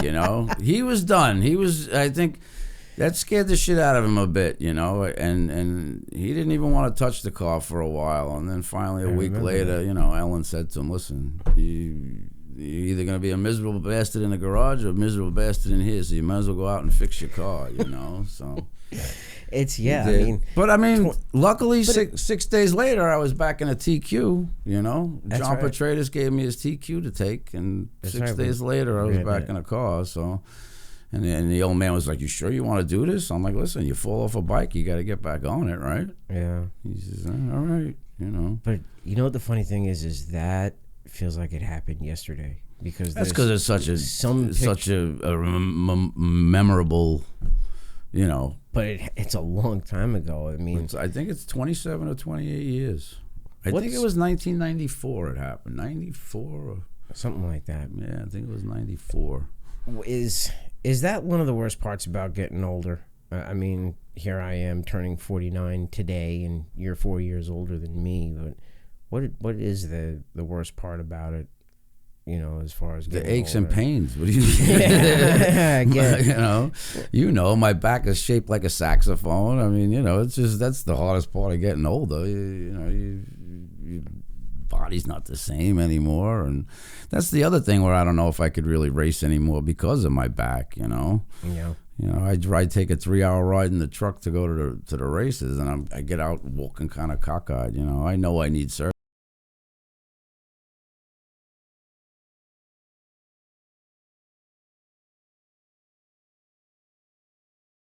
Memory of going racing with the family.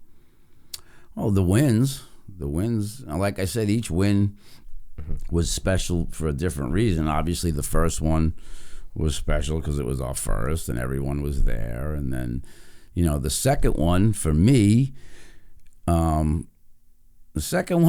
was satisfying because here's what happens.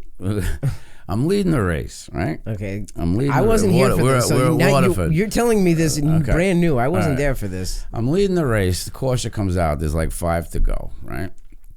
So I don't know who's running second or whatever. I don't know. I'm not really looking at the scoreboard or whatever. I'm focused on what I'm doing. Caution comes out, and they tell us to double up. So we double up down the backstretch, and I look to my right, and it's Gene's car, right, with Russell driving. Gene Angelillo's car with Russell driving, right? 6-time, 7-time NEMA champion, right? Right. So now he pulls up next to me and gives me one of these. Like, here I am trying to fuck with my head, right? Right. Okay, so I point my finger at him like, all right, you better play nice now, I'm fucking around. So... and I remember the green come out, and 5 laps later I won. He finished second. He was trying to mess with my head a little bit there, and I was like, this ain't gonna happen today. And I remember I could see him every lap. We'd go in, and I'd see the left front wheel on the outside, and then it would drift back, and then I'd see it again, and it would drift back. I'm like, I'll just keep him up there and let him burn his shit up, But it was satisfying for that. And Wayne even said to me in the infield, he goes, thank you, brother. He goes, you have no idea. When that caution come out, the whole Angelillo crew was, he goes, they were salivating, he says to me. He goes, I could see them salivating. They knew they thought they had another one in the bag, And we got them, so... That was good, it was satisfying for me, it was satisfying for Wayne, Right. And, it's pretty cool, though, because your first 2 wins, you had to wrestle them away from, number one, the winningest driver in NEMA, and who was arguably who had the most championships, and then the guy who had the second most championships. Right. I mean, that is one of the prouder moments of it, too, because I did beat well-known drivers, guys that I watched as a kid.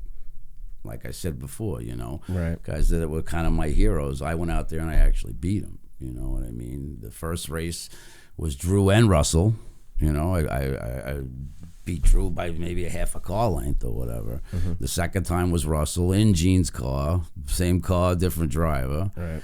And then the third time, when I went up at Beach Ridge, was I got by Bobby Santos. So I got by him to take the win. So, I mean, it was against 3. And his star was already on the rise. Right. Oh, my God. Right. He hadn't even won the modified tour championship yet, but he was still... He was, everyone he was knew definitely, he was right. Everybody knew he was going places, And then, like you said, there's a perfect example of guys with no money, I mean... Bobby? You could put him on your lawn boy and he's going to get the most out of it. You know what I'm saying?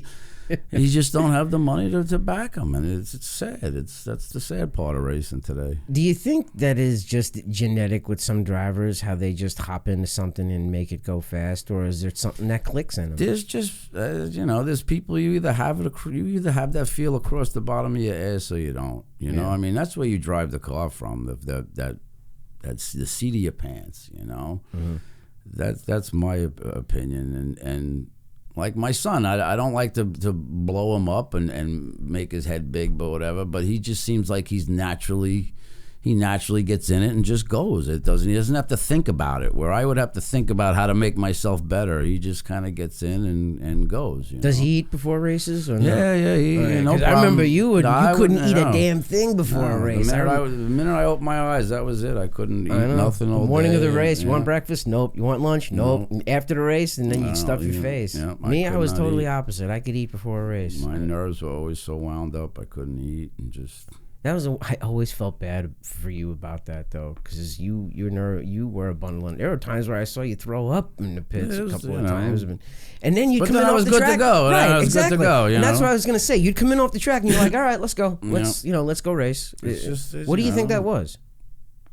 Just not so much. Not scared of being hurt or anything like that. Is like anybody, like an actress that goes on stage gets stage fright. You want to do your best. You want to be good at what you do, and you're nervous you're not going to, And I think I put a lot of pressure on myself to go out there and be better than I actually was, So that was part of it, I guess, What is this? What's some of the stuff that frustrates you the most lately about what you're seeing in the sport?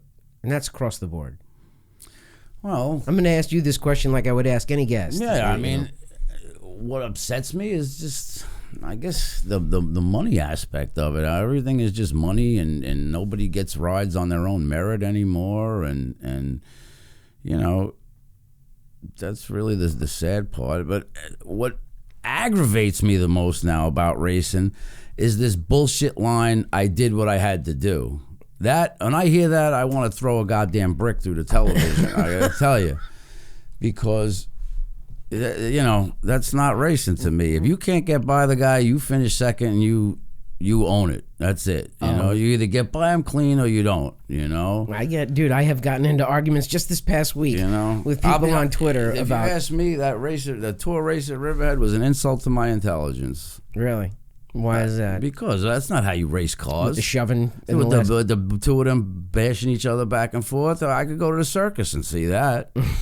That's not what I paid my money for. I understand. I got into an argument with a guy on Twitter this past week about the whole Rubbins racing thing. Rubbins racing. You want to rub yourself. Don't go rubbing the next guy. You know what I mean? I know. Believe me, I live under the philosophy of if you can't pass if you can't pass the guy clean, you don't deserve to be in front of him. Damn right. Yeah, I get it. I did what I had to do. I want to choke somebody when they say that. You know, it's frustrating. And it's almost accepted now. It's bullshit. You know, it's you know, and you know, like we were talking about this privately. Bowman Gray started that bullshit, that whole circus act down there. You know what I mean? People see that, and then it just spans out. It's you know, what do you think? What do you think you would do if Michael was going for his first win and somebody turned him coming off 4 coming to the checker? I'd be pretty pissed. Trust me, they're gonna get a mouthful out of me. That's for sure. You know? So, and then the old man is gonna be right behind me. You know what I mean? So, but you know, you don't see that too much of that in midget racing. That's the good part. You know, that's full fended stock car and a little bit of the modifieds and stuff like that. But you know, you don't see. You do that in a midget, you end up in the 4th row with the spectators. Right. You know what I mean? What do you still love about the sport? What do you still love about doing? Has it changed over the years? Has it evolved? The excitement, I guess. The excitement. Just you know, now watching my son, just the rush that you get out of it. It's hard to explain. Like when people ask, you know, why do you race? Why do we race? There's a million reasons why we race. You know, and you know what I tell people? Because it's fun. Well, that's the whole thing. Know, it's fun. I mean, to be able to sit down in a car and take it to the edge of control and still keep it in control. It's. Well, when you're running shitty and you're not doing well, it's not that much fun. But then you got to work at it. You know. I mean, you have more bad days than good ones. Exactly. That's what I try to tell Michael too. You know, like this year he was kind of pretty dejected, and I say, listen, I've lost more races than I've won, so suck it up, kid. You know, I don't know what else to tell you. Yeah, I got you. We are getting close to the end of the show, but before we get done, is there anyone you want to thank or anyone that you want to, send your appreciation to that's helped you over the years or anything? Well, obviously, Dad would be the first. I mean, I wouldn't have got to drive as many cars as I did, I guess, if it wasn't for Dad. You know, I mean, the other times when I'd go off and do the TQs and the modifieds and everything else, that was all sporadic stuff here and there. But, if it wasn't for Dad, I wouldn't have been able to race, without a doubt, Not at the level I am, Mm-hmm. When he retired and he bought that car and stuff, Is there anything that you've done in racing over the years that you've kept a secret from us or didn't let us know about, or ran and did something or tried something without us knowing?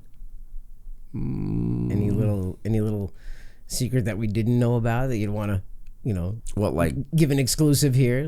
Something you never told us over the years? I'm trying to think. No, not that I could. No, I was always pretty much a straight shooter. I mean, there's no sense of bullshit anymore. You know what I mean?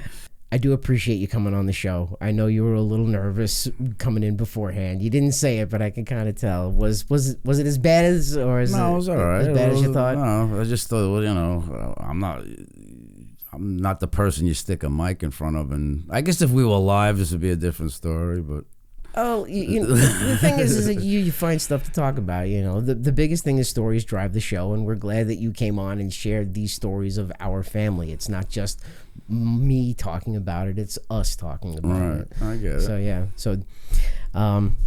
thank you for always being there too. You got the check for this or what? Thank you though for always being there. I don't know about everybody else, but he flew me in. I had a limo bring me here. I didn't realize everyone gets taken care of. Yeah, right. Well. Okay. The catering too, right? Yeah. Thank you, though. I appreciate you driving down from New York and doing this. Did you turn my bed down for tonight? Yes, I turned the bed down. Thank you. I love you. I love you too. All right. Thank you very much. That is my brother, Pete Pernesiglio, on the Derek Pernesiglio Show. We want to thank you all for joining us. And remember to follow us on our YouTube channel. Hit that subscribe button and follow us. Also follow us on Facebook at the Derek Pernesiglio Show. Be sure to check us out on Twitter and Instagram at Real DP Show. And we've got, some little things that we're giving away to our fans. We got DP Show stickers. So give us a ring on one of our social channels. Send us your address, and we'll send some stickers to you in the mail. So we appreciate all of you joining us. And as always, we'll see you the next time. Bye.